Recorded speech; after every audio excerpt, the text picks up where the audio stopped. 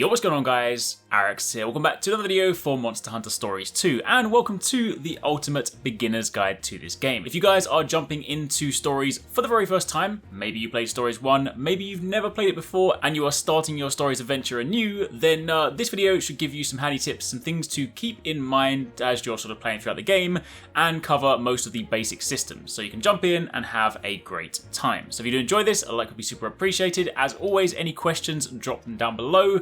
But to begin with, let's start with how do you get more monsties. Monster Hunter Stories is a game all about collecting monsties and then battling with said monsties. So, on the collection front, largely speaking, it is pretty simple. You head out, you get eggs, you hatch those eggs, and you get those monsties. But there are two primary ways you'll go about doing this, the most simple of which is to go out and head into dens. Keep in mind, dens come in different rarities. You will see the regular kind of stone-looking ones like this.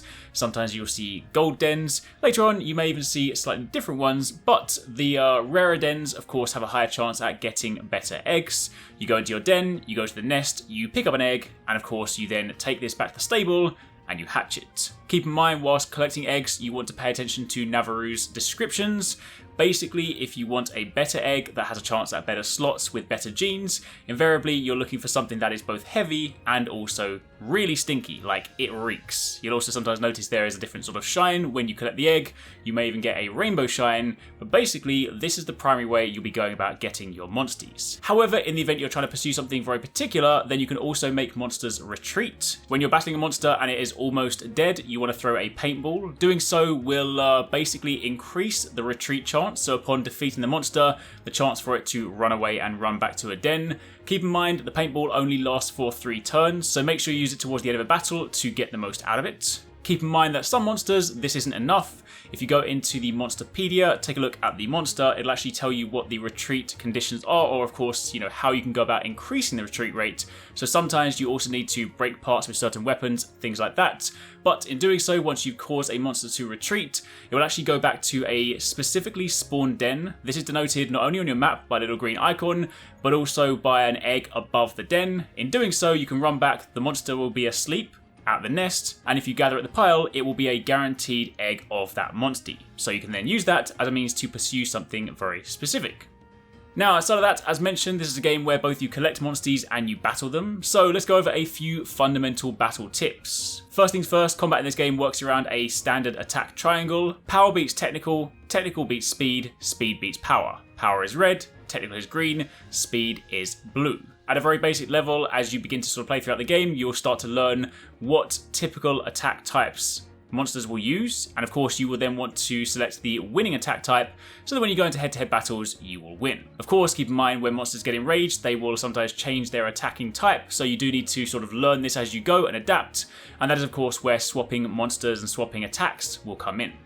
Additionally, in combat, you can also pull off double attacks. Double attacks are a great way to interrupt monsters, making them skip a move. They're also a fantastic way of filling up your kinship gauge, which is used not only for your skills, but also your powerful kinship attacks. And it's also a good way to deal part damage. In order to pull off a double attack, you need to make sure that the monster is either targeting yourself or your monster. You then need to make sure that your 2 attack types match, and in doing so, you'll then pull off a double attack. I went into this in greater detail in a video the other day, so be sure to check that out. Outside of that, as mentioned, your kinship gauge is basically your resource for your skills, both for you and for your monstie. You can select your monster's attacks, so while typically they will attack on their own, you can control what they will use.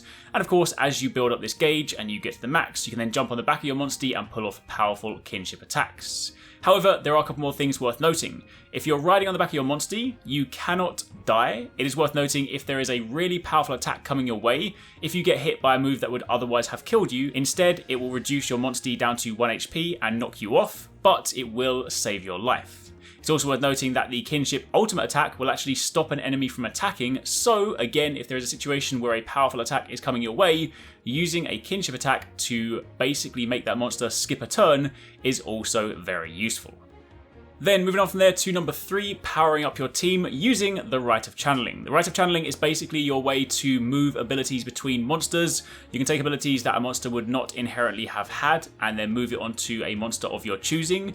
This can, at a very basic level, just be a means to give your monsties more attacks. However, you can then use it and go a level deeper and take advantage of the bingo system by lining up matching colours, both vertically, horizontally and diagonally, to get boosts to your stats. You can also line up matching attack types, i.e. power, technical or speed, to further bolster those attacks, and you can use this to basically create your ideal monstie. Again, we did an in-depth guide on the RITE of Channeling the other day, so do check that out if you want an in-depth look. But as you're playing throughout the game, using this as a means to basically get more out of your monstie can be handy. However, if this does seem a little daunting, don't worry, you can definitely play throughout the entire game without ever having to touch this.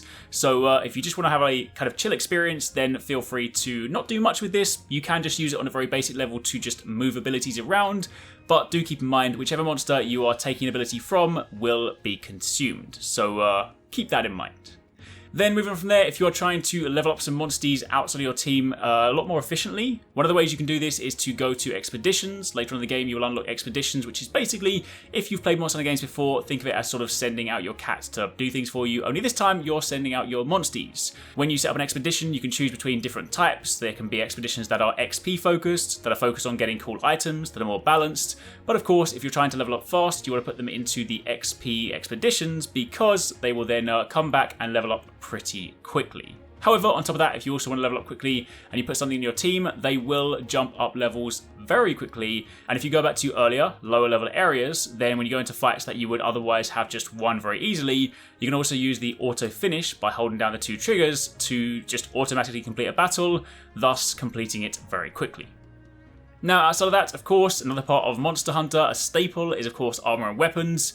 Armor sets are pretty simple. You won't have to craft individual pieces, you just craft a complete set. Armor sets do of course carry different skills, so pay attention to those as you go. But when it comes to weapons, weapons fall within one of 3 main categories: slashing, blunt, and pierce. Your slashing weapons are sword and shield and greatsword, your pierce weapons are gun, lance, and bow, and your blunt weapons are hammer and hunting horn. They are all very good weapons. Just keep in mind that from an ease point of view, I would say sword and shield, the hunting horn, and the bow are probably your easiest picks. Sword and shield has no meter to worry about outside of using the kinship. The hunting horn is the same, and the bow you simply need to worry about charging if you want to get more out of your moves. Meanwhile, the greatsword has a mechanic whereby you have to use certain attacks to fill up your gauge, as does the hammer, and as does the gun lance. This does not make them bad weapons, but in combat they do have a few more things to keep in mind in order to get the most out of them. If you want an in-depth look at the weapons and how they work, I've done a dedicated video on that. I will also link that down below. But for the time being, pick weapons that you like, have one in each slot, because you want to make sure when you're fighting a monstie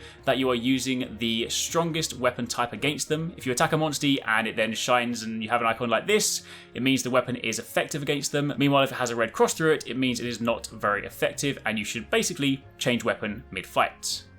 Next up on the list, make sure you are not sleeping on the prayer pot. The prayer pot is of course a very useful tool to get buffs throughout the game. You can level this up by feeding it charms, and of course as you level it up higher, the percentage bonuses you get from those charms are increased, plus you'll also unlock more prayers to choose from. These can vary from things like increasing your health, your defense, your damage, your XP rates, the price of things when you're selling. It is very, very useful and something you want to be using as you play throughout the game. And then finally, don't forget the bottle caps vendor. There is the cat who will basically give you cool items in exchange for bottle caps. Some of these are very important. He has items that will allow you to expand your stables, thus allowing you to get more monsties. He has items later on in the game that will give you more expedition slots, so you can send out 3 separate expeditions. And then in between that, you can of course also use this to get charms, weapons, and armor. These are typically items you won't be able to craft at the smithy, so they are definitely worth your while. And for most of the time, bottle caps will come from Everdens. You can also get them from side quests, and you can also get them occasionally from random chests. But do not worry, there was the concern at one point that they were sort of finite, but as you get towards the end of the game and the end game activities, there are ways to farm more of these, so for the most part, use these as you go. But that is pretty much it. That's a quick rundown on a few things you definitely want to keep in mind whilst you're playing throughout the game. That is your kind of complete breakdown of the core systems. So if you're new, you're jumping in, you've never played stories before, hopefully now you're ready to go. Thanks again for watching, and of course keep it locked for plenty more stories content. If you want to catch more from us at Arekkz Gaming, don't forget you can catch the guys TwoSixNine and Paradise Central streaming over on Twitch weekdays, playing a variety of games. If you guys want to jump in, tune in, watch, and even join in, then make sure you check them out. The links to those are in the description box down below, and of course you can join the Discord to get involved in all of the discussions.